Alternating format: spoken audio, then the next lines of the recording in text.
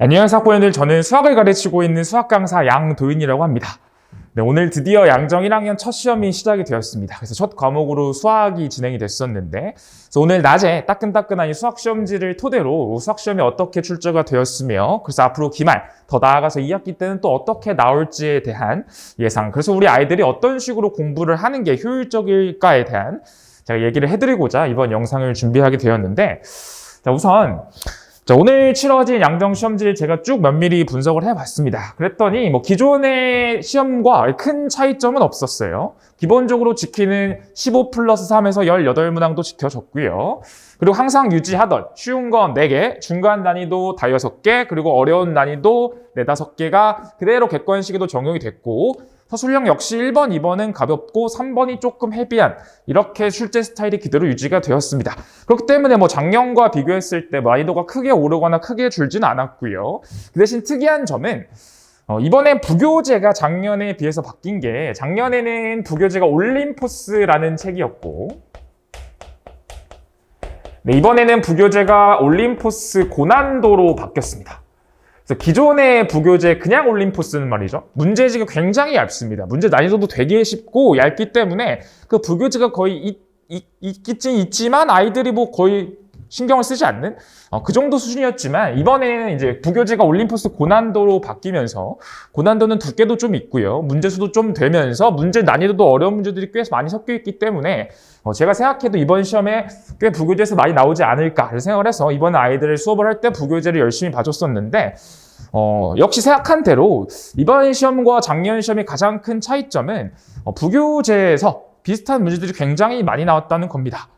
그래서 어떤 식으로 부교재에서 출제가 되었고, 부교재에서 많이 나왔으니까 이제 부교재만 열심히 하면 되는 건가? 이제 이런 거에 대해서 한번 얘기를 해드리고자 이제 문항 분석을 좀 준비를 했는데, 자, 보시면 1번부터 4번은 너무 쉽기 때문에 생략을 했고요. 자, 5번부터 보시면 이제 객관식에 배점이 조금 높아지는 부분들입니다. 근데 보시면 알겠지만 5번, 6번, 7번 모두 기존에 출제되었던 문제들과 큰 차이가 없습니다. 가장 특별한 차이점이라고 한다면 부교재에서 그냥 숫자만 바꿔서 낸 수준인 거죠. 그래서 5번은 부교재는 없었지만 평범하게 다른 학교들에서도 많이 출제가 되었던 문제를 그냥 그대로 출제한 거고요. 6번, 7번은 부교재를 그대로 숫자만 바꿔서 냈습니다. 그래서 아마 아이들이 딱 문제를 봤을 때 이번 시험 할만하다라는 걸 느끼면서 아마 시험을 시작을 했을 겁니다. 그 다음도 마찬가지입니다. 8번, 9번, 10번까지도 그냥 기존에 출제되었던 문제들이 그대로, 심지어 8번, 9번 역시 올림포스 고난도에 있는 문제들을 숫자만 바꿔서 냈기 때문에 아이들이 10번까지 푸는데 전혀 거리낌이 없었을 거예요. 결국 이번 시험에서 우리 아이들이 1등급으로 가냐, 고득점으로 가냐 못 가냐에서 가장 중요했던 점은 이거라고 생각합니다. 1번부터 10번까지 어렵지 않았습니다. 특히 애들이 봤던 문제들이기 때문에 여기서 제일 중요한 건 당연히 애들이 공부만 열심히 했으면, 부교재 열심히 풀었고 복습 열심히 했으면 답은 당연히 맞추죠. 그럼 가장 중요한 건 이 부교재에서 변형돼서 출제된 문제들을 얼마나 빠르게 푸는지가 중요한 거겠죠. 결국 속도라는 거죠. 우리 아이들이 1번부터 10번 배점을 확보하는 것도 중요하지만 그 확보하는 데 걸리는 시간이 얼마나 소비가 되었는가, 우리 아이들 꼭 물어보셔야 됩니다. 시험 시간 부족했니? 그러면 보통 얘 부족했어 대답할 겁니다. 그럼 그 이유를 곱씹어 봐야 되는데, 우리 아이가 1번부터 15번 객관식 15문제 중에 열심히 1번부터 풀어서 13번까지 가서 막힌 건데, 중요한 건 우리 아이들이 1번부터 10번까지 풀면서 그때 얼마만큼의 시간이 걸렸는가를 꼭 체크해야 된다는 거죠. 1번부터 10번을 빠르게 풀었는데 11부터 15가 어려워서 못 푼 거는 어쩔 수 없는 거죠. 하지만 1번부터 10번을 보고 이거 기억이 잘 안 나네 이러면서 더듬더듬 풀었다는 건 정말 큰 문제가 있는 겁니다. 그렇기 때문에 이번 시험에서 가장 먼저 점검해야 될 건 1번부터 10번까지 부교재에서도 굉장히 많이 나왔고, 제가 수업 때 다뤘던 워크북에서도 굉장히 비슷한 문제들로 나왔는데, 내가 이 1번부터 10번을 얼마나 빠른 속도로 맞췄는가에 대해서 꼭 한번 피드백이 이루어져야 합니다. 네, 그리고 이제 11번 넘어가서 이제 12번부터는 보통 양정의 문제의 특징은 1번부터 10번까지는 굉장히 평이하고, 이제 11번부터 15번까지가 이제 변별력을 기르는 문제들인데요. 포인트는 보통 11번부터 15번은 아이들이 처음 보는 문제들이 대부분입니다. 문제의 형태는 봤을 거지만 다른 문제랑 연계가 될 확률이 되게 크고요. 아니면 선생님이 창작을 해서 새로운 스타일로 출제되는 경향이 있는데, 먼저 이번 12번을 보시면 12번 문제는 단순합니다. 그냥 이차함수를 주고 이제 그래프를 그리면서 이제 기니디 추론형 문제인데 이 기니디 추론을 하려면 이제 세 가지 개념이 필요했습니다. 첫 번째는 a 더하기 b 더하기 c는 0. 아이들이 저 기억 보기 a 더하기 b 더하기 c는 0을 보고 a 더하기 b 더하기 c가 함수값을 나타내는 표현이라는 거를 기존의 문제들을 풀어보면서 연습할 수 있었는가. 보통 이 기니디 문제에서 키포인트는 함수값이 저 값들이기 때문에 저 값을 함수값으로 보고 함수값으로 읽어서 그래프를 그려서 함수값의 부호를 따져봐야지 생각을 할 수 있었는가. 그게 훈련이 돼 있었는가가 첫 번째로 중요한 거였고, 두 번째는 니은 보기에서는 이제 근해 분리라는 개념이 들어있습니다. 그래서 근해 분리, 우리 아이가 근해 분리라는 개념을 똑바로 알고 있는가. 그래서 근해 분리 개념을 알고 있었으면 니은 보기 푸는 것도 어렵지 않았을 거고요. 자, 마지막 디귿은 중군입니다. 중군도 마찬가지로 판별식 개념이죠. 그래서 12번 문제는 개념 3개가 섞여 있어서 아이들이 푸는데 시간은 조금 걸리나 난이도 자체는 그렇게 높지 않았던. 그래서 이게 전형적인 양정의 스타일이라고 생각하시면 됩니다. 양정은 아이들이 봤던 거긴 한데 여러 가지 개념과 섞이면서 문제를 푸는데 걸리는 속도 더디게 만듭니다. 왜? 생각할 시간이 필요하니까요. 그래서 포인트는 앞에 10번까지를 빠르게 풀어서 우리 아이들이 천천히 생각을 하면서 11부터 15를 맞출 수 있는가. 이게 포인트라고 생각하시면 되겠습니다. 네, 그 다음 이번에 가장 큰 특징은 양정은 절대 14, 15 이 메인 킬러 두 문제에서 어디 문제지에 들어있는 문제를 그대로 낸 적이 없었는데 이번에 정말 저는 근래 한 5년 중에 처음 본 것 같습니다. 거의 부교재에서 살짝만 바꿔서 냈습니다. 물론 이 부교재에 들어있는 이게 부교재 4단원 59번 문제였는데 올림푸스 고난도 원래 이 문제 자체가 복소수 거듭제곱 문제고 이 올림푸스 고난도의 매 단원마다 한 문제씩 가장 어려운 게 들어있는데 바로 그 4단원의 가장 어려운 문제가 이 친구입니다. 그래서 이 문제는 원래 문제 자체가 조금 어려웠기 때문에 뭐 14번에 들어갈 자격이 있긴 하지만 제가 생각할 때 가장 의아했던 건 너무 비슷합니다. 양정은 원래 이런 식으로 출제를 하지 않는데 이번에는 제 생각에는 왠지 14번이 다른 문제였는데 너무 어려워서 바꾸지 않았나 싶을 정도로 너무 똑같이 냈더라고요. 그래서 오해하시면 안 되는 게 원래 11부터 15에는 양정은 이런 식으로 내지 않습니다. 반드시 14, 15 특히 이 메인 킬러 문제 자리에는 아이들한테 오래 걸리게 시간을 많이 잡아먹는 문제 처음 봐서 생각을 해야 되거나 계산량이 많거나 이런 스타일로 내는데 얘는 굉장히 부교재랑 유사하게 냈기 때문에 부교재 열심히 풀고요. 자, 이 올림푸스 고난도의 핵심이 되는 문제이기 때문에 올림푸스 고난도를 부교재로 삼는 뭐 목동의 다른 학교, 대치동의 다른 학교에서도 이미 기존에 출제되었던 변형이 돼서 많이 출제가 되었던 스타일입니다. 그래서 부교재도 열심히 풀고 워크북에서 유삼랑도 열심히 풀었다면은 14번 문제는 시간만 있었다면 내가 앞에서 시간 세링만 잘했다면 14번을 맞추는 데는 큰 무리는 없었을 거라고 생각이 듭니다. 네, 그리고 마지막은 이제 객관식 15번입니다. 말 그대로 객관식의 끝판왕인 거죠. 그래서 끝판왕 문제를 보면 특징이 뭐냐면 얘도 부교재에서 내긴 냈는데 얘는 부교재 문제를 푸는 능력도 굉장히 중요했지만 추가적으로 아이들이 이 다항식 나눗셈 아이들이 제일 못하는 단원 2개를 꼽으라면 딱 복소수 거듭제곱과 나눗셈식 변형하는 건데 딱 거기서 2개를 내셨어요. 그 특징은 일단 부교재에서 변형을 했기 때문에 아이들이 봤을 때 봤던 건데 뭔가 좀 다르네. 여기까지는 첫인상이 남겼을 겁니다. 그럼 우리 아이들이 이 문제를 풀 수 있냐 없냐는 부교재 문제를 풀 수 있냐 없냐가 중요한 게 아니라 저기 hx가 xhx로 바뀌었는데 이게 굉장히 중요한 요소입니다.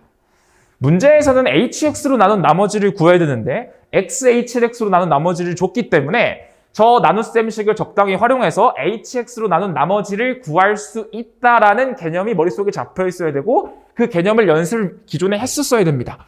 그래서 이 워크북을 보시면 알겠지만 기존에 곱해진 친구로 만들어진 나눗셈식을 한 덩이로만 새롭게 나누는 개념 이거는 기존에 많이 출제가 됐던 아이디어거든요. 그래서 우리 아이들이 그 아이디어를 열심히 연습을 했다면 문제를 보고 봤던 건데 x가 hx로 바뀌었으니까 저 나머지 부분을 다시 hx로 나눈 새로운 나머지를 구해서 풀면 기존 문제랑 별 차이가 없겠다. 이걸 느낄 수 있냐 없냐가 중요한 거죠. 결국 우리 아이들이 나눗셈식의 정확한 실전 개념 나눗셈식이 주어졌을 때 내가 갖춰야 될 태도가 머릿속에 정확히 박혀 있는지 그래서 그 사고 과정에 따라서 문제를 보고 내가 이걸 이렇게 풀어야지를 설계를 했는지가 중요한 문제였습니다. 내가 어떻게 풀지 설계만 하면 푸는 과정만 잘 길만 닦으면 푸는 거는 그렇게 실력이 높지 않은 학생도 충분히 할 수 있는 문제였거든요. 그래서 올해 양정 1학년 시험의 가장 큰 특징은 메인 킬러 자리 14, 15가 부교재에서 연계가 되어서 출제가 되었습니다. 그게 가장 큰 특징입니다. 그렇다고 해서 부교재 열심히 풀었으면 14, 15 무조건 맞출 수 있어? 그건 또 아니라는 거죠. 14, 15 모두 살짝의 변형이 있었고 특히 15번인 경우에는 단순히 풀어보는 게 중요한 게 아니라 그냥 기존 문제지에서는 그렇게 어렵지 않은 문제였거든요. 하지만 저게 XHX로 바뀌면서 이제 새로운 나눗셈식 변형이라는 추가 개념이 연계가 된 거기 때문에 양정은 부교재 중요합니다. 부교재 열심히 푸는 것도 중요합니다. 근데 보다 더 중요한 건 우리 아이가 모든 개념이 머릿속에 잡혀 있는지입니다. 부교재 문제만 풀어서는 절대 고득점이 나오지 않습니다. 아까 첫 표를 보시면 알겠지만 객관식 어려운 11번부터 15번, 서술형 3번 얘네들이 30점 정도의 점수를 만들어주고 앞에 나머지 쉬운 부분인 70점 정도의 점수를 만드는데 우리 아이들이 부교재를 통해서 잡아야 되는 가장 키포인트는 이 70점을 획득을 하는 속도라고 생각하시면 됩니다. 우리 아이가 열심히 부교재 풀고 열심히 복습을 해서 오답 열심히 해서 느껴야 되는 건 이 70점을 빠르게 획득해서 이 30점을 풀어볼 시간을 만들고 14, 15처럼 비슷한 문제가 나왔을 때 당황하지 말고 문제 설계 첫 걸음을 쉽게 디뎌. 그 대신 두 번째, 세 번째 걸음부터는 완벽한 실전 개념이 머릿속에 잘 들어있어야 된다는 점입니다. 그 다음에 이제 서술형 문제인데 말 그대로 서술형은 1, 2번은 그렇게 어렵진 않습니다. 그 대신 서술형의 키포인트는 배점이 큽니다. 배점이 총 24점이거든요. 서술형 3개가. 그렇기 때문에 항상 저는 애들한테 말합니다. 1번부터 10번 풀고 그 다음 서술형 3개를 풀고 다시 11번부터 돌아가서 최대한 내가 풀 수 있는 최선을 다하면 된다. 서술형에서 제일 중요한 건 일단 서술형은 8점이기 때문에 하나를 틀면 굉장히 타격이 큽니다. 그래서 반드시 서술형을 먼저 풀어서 이번 시험에 잘 대처를 했어야 됐고요. 자, 1번을 보면 1번은 정말 전형적인 문제였습니다. 뭐 대부분 학교에서도 한 번씩 나왔던 그대로 문제를 숫자만 바꿔서 낸 거라고 생각하시면 되고요. 두 번째 문제 역시도 마찬가지입니다. 2차 방정식의 두 근이 허근인데 Z와 ZI 이렇게 주어졌는데 두 개는 켤레이기 때문에 두 개가 켤레하는 것과 저 관계를 활용하면 어렵지 않게 풀 수 있었고 우리 아이들도 충분히 2차 방정식 워크북에서 연습을 많이 했던 문제들이기 때문에 문제를 보고 당황하는 거 없이 잘 풀었을 거라고 봅니다. 네, 그리고 서술형 3번이 조금 어려웠었는데요. 자, 서술형 3번은 뭐 부교재에서 따오거나 그런 건 전혀 아닙니다. 서술형은 부교재에서 따온 문제는 하나도 없었습니다. 네, 그래서 서술형 3번을 보시면은 이게 나다 조건이 사실 모의고사 기출에 나왔던 실전 개념 중에 하나입니다. 우리가 F 빼기 G, 실제 모의고사에서는 P 더하기 Q, 다항식의 합을 줬고 세제곱 더하기 세제곱, 다항식의 세제곱의 합을 줬을 때 결국에 이 조건을 보고 내가 필요했던 게 뭐였냐면 합이 주어졌고 세제곱 더하기 세제곱이 주어졌으니까 곱셈 공식 변형에 의해서 두 다항식의 곱이 나온다. 이 가나 조건은 두 다항식의 곱을 구하고 두 다항식의 곱을 줬다는 건 인수분해를 통해서 두 다항식을 추론하는 거다. 라는 게 정확히 머릿속에 실전 개념으로 잡혀서 이게 설계가 돼 있었다면 우리 연습을 열심히 한 친구들은 가나다 문제를 보면서 전혀 당황하지 않았을 겁니다. 바뀐 건 딱 하나입니다. 플러스가 마이너스로 바뀌었고요. 그리고 항등식 개념이 가조건에 추가가 된 것뿐입니다. 그래서 얘는 그냥 두 가지 개념이 연계가 돼서 하나의 문제가 완성이 됐고 그렇기 때문에 문제를 푸는 데 시간은 좀 걸리겠지만 난이도 자체로는 그렇게 높은 문제는 아니라고 생각하시면 되겠습니다.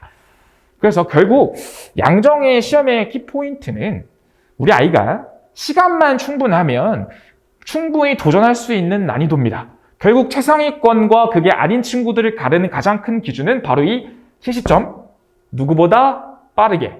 이걸 얼마나 빠르게 획득하는지가 우리 아이가 70점, 80점, 90점으로 갈 수 있는 그 첫 번째 걸음마라고 생각하시면 되겠습니다.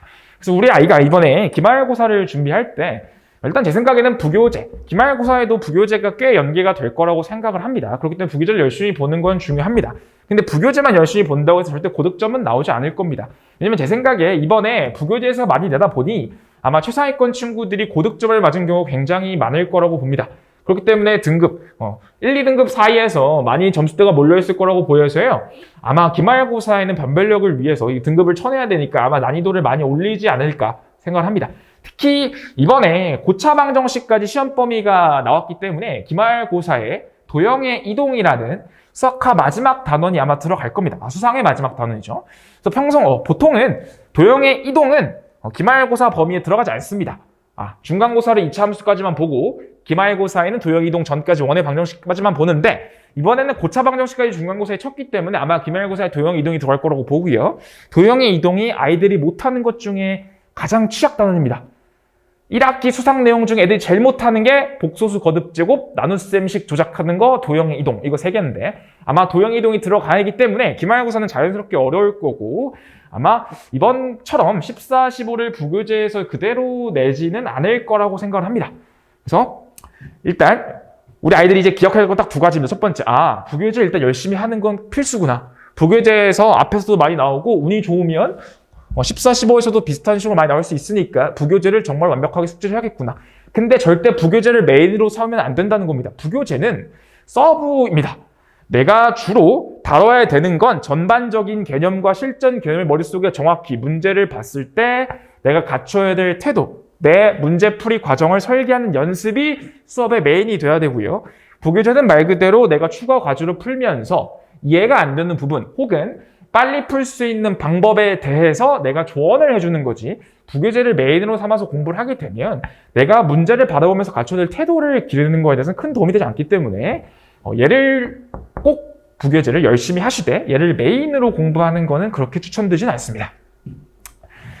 네, 그래서 이번 기말에는 제가 어떤 식으로 수업 준비를 하는가에 대해서 간략한 영상을 소개를 드릴 건데요. 먼저 저는 수업 방식이 제 자체 교재를 사용을 하게 됩니다. 그래서 자체 교재의 주요 내용은 먼저 유형별로 이제 애들한테 설명을 해줄 건데 각 단원의 각 유형별로 우리 아이들이 정확히 정리를 해야 되는 기본 개념이 아니라 실전 개념인 거죠. 문제를 봤을 때 이 문제, 이 조건은 이걸 생각하라고 시킨 거니까 나는 이걸 읽으면 이걸 통해서 이렇게 끌고 가야지를 정립할 수 있는 실전 개념을 한번 다뤄주고 그 실전 개념을 연습할 수 있는 목동, 대치동의 기출문제들을 활용해서 이걸 어떤 식으로 연습하면 좋을까. 그래서 수업 시간에 내가 어떤 식으로 푸는지를 아이들한테 설명해 줍니다. 제가 이런 식으로 푼다. 근데 중요한 건 왜입니다. 내가 이런 식으로 풀 건데 내가 이걸 보고 이 생각을 하는데 왜 했을까? 저 실전 개념 때문인 거겠죠. 그래서 애들한테 계속 질문합니다. 뭐 해야 되죠? 궁금하죠? 뭐가 궁금할까요? 얘가 이거 궁금하기 때문에 뭘 해야 될까요? 우리 아이들이 수업 시간에 배워야 되는 건 이 부교재에 들어있는 문제들을 푸는 풀이법을 외우는 게 아니라 문제를 봤을 때 내가 해야 되는 길을 내 스스로 세울 수 있는가, 문제를 봤을 때 문제 해결 방법을 스스로 세울 수 있는가를 수업 시간에 연습한다고 보시면 되겠습니다. 네, 그리고 이제 중요한 건 이제 실전 테스트입니다. 결국에 이번 수상 기말고사 내용을 저는 지난 방학 때 한번 개념은 돌렸기 때문에 이제 시작을 개강을 하게 되면 이제 바로 계속 매 시간 시험을 보게 될 겁니다. 매 시간 실제 다른 학교 기출 시험지도 볼 거고 양정 기출 시험도 보겠지만 매 시간 시험지를 보면서 우리 아이들이 실제 시험엔 이런 식으로 나오니까 내가 배웠던 실전 개념을 연습하는 것도 중요하고요. 이제 시험을 보다 보면 첫 시험일 땐 당연히 성적이 좋지는 않겠죠. 애들이 많이 까먹었을 테니까.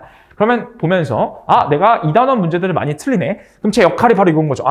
우리 누구 친구는 지금 이 단원이 많이 틀리니까 항상 수업이 끝나고 10시 이후에 개별적으로 1대1 클리닉이 진행이 될 텐데 클리닉 때 시험 성적을 보면서 애한테 얘기를 합니다. 너 지금 이거 조금 약하다. 많이 까먹었냐? 너 워크북 숙제 말고 추가 과제로 뭐 필요하는 거, 뭐 필요하니? 내가 이거 프린트물로 추가로 줄까? 이런 식으로 이루어지는 게 바로 시험의 역할이라고 생각하시면 되겠습니다. 우리 아이들이 시험을 통해서 알아야 되는 건 틀렸어. 이거 이렇게 풀면 되는데 그게 아니라 일단 내가 못하는 게 이거구나. 시험 해설을 들으면서 양도인은 저걸 보고 저 생각을 하는데 저 생각을 어떻게 하는 거지? 이런 실전 개념이 있었구나. 이거를 다시 한번 연습을 하는 그런 시간이라고 생각하시면 되겠습니다. 네, 그 다음은 과제입니다. 자, 제 수업 교재도 자체 교재고요. 자체 워크북도 매 단원별로 하나씩 나갈 겁니다. 그래서 숙제 구성은 크게 공통 자체 워크북. 워크북은 내신 기출과 모의사 기출로 선별이 된 문항들이라고 생각하시면 됩니다. 그래서 수업 시간에 다루는 교재 복습 숙제가 있고요. 그리고 수업 시간에 다루지 않았던 추가 문제들이 워크북에 실려서 교재 복습 파트, 추가 문항 파트, 그리고 킬러 문항, 학교에서 나왔던 킬러급 문항들. 그래서 본인이 1등급 최상위를 원한다면 킬러 문항까지도 이제 숙제로 내고 있습니다. 그래서 자체 워크북을 하나씩 하고, 두 번째로는 워크북은 공통 과제라면 이제 학생 개별적으로 학생 간의 수준 차이가 있을 수 있기 때문에 학생들의 수준을 고려해서 시중 문제집을 부교재 두 번째 숙제로 선정을 하게 됩니다. 그래서 양정반이기 때문에 올림포스 고난도는 반드시 부교재 하나, 개별 교재 중에 하나로 선택이 되는 상황이고요. 고난도 말고 문제집을 한 권 정해서 워크북과 올림포스 고난도와 그리고 실용 문제집 하나, 그리고 본인이 욕심 있고 여러 개 된다면 문제집 하나 더 해서 보통 이렇게 4권, 많으면 4권, 적으면 3권 정도가 숙제라고 생각하시면 되겠습니다. 네, 그래서 매 숙제 상황, 우리 아이들이 숙제를 얼마만큼 했는지, 시험 점수가 어느 정도인지에 대해서는 개별적으로 제가 항상 문자를 드리고 있으니까요. 그거에 대해서는 걱정하지 않으셔도 됩니다. 네. 자, 그리고 그 다음은, 자, 이제 매 수업 시간 6시부터 10시, 뭐 주말에는 1시 반에서 5시 반 이렇게 될 텐데요. 수업 시간이 끝나게 되면은 이제 항상 밑에 있는 다원 독서실, 수업 교실에서 이제 밑에 지하로 내려가서 다원 독서실로 이동을 할 텐데, 독서실로 이동을 하게 되면 우리 아이들의 미션은 2가지입니다. 첫 번째는 제가 숙제 검사를 하면서 숙제가 잘 되는 체크를 했을 거고요. 그 숙제에 대한 질문사항을 1대1로 받아주는 시간입니다. 두 번째는 테스트 틀렸던 것 중에 애들이 공통적으로 많이 틀린 거는 제가 해제를 해주지만 나머지는 해제를 안 해줬기 때문에 아이들이 스스로 오답을 하면서 답 맞는지까지 체크를 해야 귀가할 수 있는 조건이 되겠습니다. 그래서 매일매일 수업이 끝나고 나서 지하 독서실로 내려가서 숙제 검사에 대한 피드백, 그리고 시험 점수에 대한 피드백, 그리고 숙제 검사, 그리고 시험 오답, 이거 4개가 완료가 돼야 귀가를 한다고 생각하시면 되고요. 그래서 어떤 친구들이 이제 평일에 클리닉 시간이 좀 부족해서 마저 채우지 못하는 경우에는 주말 클리닉입니다.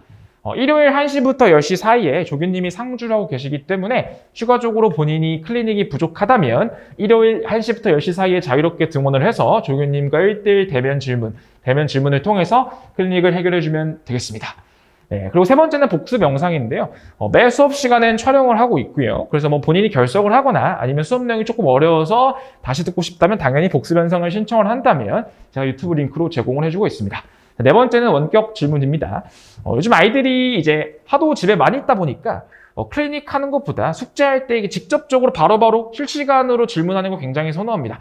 요즘 애들은 참는 걸 굉장히 싫어하기 때문에 궁금한 게 생기면 바로 풀어야 적성이 풀리더라고요. 그래서 제가 수업 시간이 아니라면 항상 제가 핸드폰으로 원격 질문을 봐주고 있습니다. 숙제하는 동안 혹시 몇 번 질문이 있다면 저한테 번호를 얘기하거나 뭐 사진 찍어서 보내면 제가 아이패드를 통해서 해설을 해주거나 아니면 푼 풀이를 사진을 찍어서 보내주거나 아니면 카톡으로 설명을 해주거나 이런 식으로 원격 질문을 하고 있습니다. 네, 마지막 5번째 알림은 말 그대로 아까 말씀드렸던 숙제 완료도나 테스트 진행에 대해서 매일매일 문자가 간다고 생각하시면 되겠습니다. 네, 그리고 마지막은 특강 안내인데요. 기말고사. 기말고사 개강 일자는 아직 정해지지가 않아가지고 학원에서 안내 문자가 나갈 거고, 지금 한 가지 확실한 거는 5월 12, 13일 그 양정 재량 휴업일이라서 그때 특강을 진행하려고 합니다. 그래서 특강 내용은 기말고사 시험 범위인 직선의 방정식, 원의 방정식입니다. 도형의 이동은 혹시나 시험에 안 들어갈 수 있기 때문에 이번에 도형의 이동을 다루진 않을 거고요.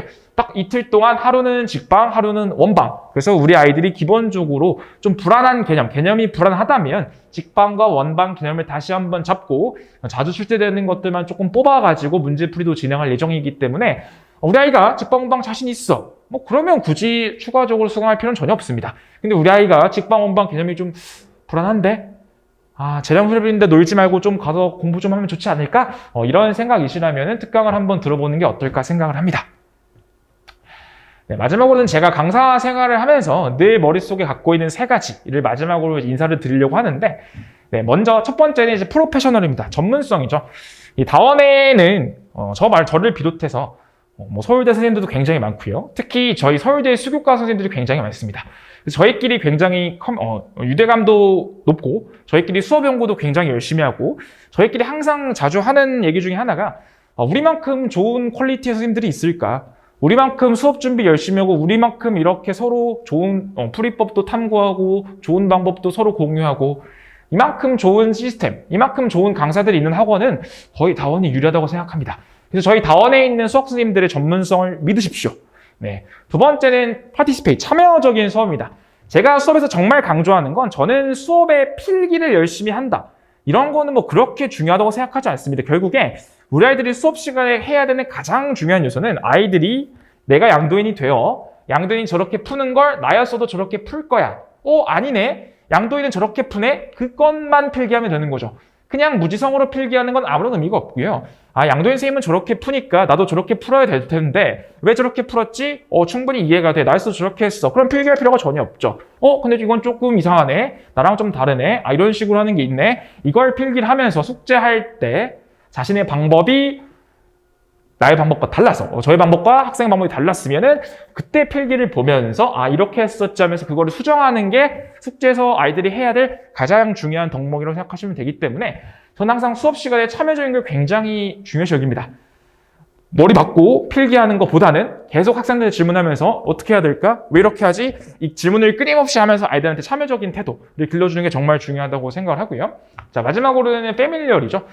우리 젊은 수학 강사들이 학생들에게 제공해 줄 수 있는 가장 큰 메리트는 바로 아이들과의 유대감 형성입니다. 우리 아이들이 젊은 선생님들을 좋아하는 가장 결정적인 이유는 일단 재밌습니다. 저는 일단 수업이 애들이 참여적이 되려면 제가 광대가 돼야 합니다. 제가 재밌고 아이들한테 어떻게 하면 오늘 한번 빵 터뜨리지? 이런 고민을 하면서 항상 수업에 들어가거든요. 이런 재밌는 분위기, 참여적인 분위기를 만들어주는 게 저의 역할이고 그 분위기 속에서 자연스럽게 참여를 하는 게 학생들의 역할이기 때문에 저는 항상 학생들과 친밀한 관계를 형성을 맺어서 우리 아이들이 어떻게 하면 수업 시간에 별 부담 없이 자유롭게 자신의 얘기를 얘기할 수 있게 나와 친밀한 관계, 학생들끼리 서로 친밀한 관계를 맺을 수 있을까 이런 생각을 항상 열심히 하고 있습니다. 그래서 이 세 가지를 모토로 저는 강사 생활을 하고 있고요.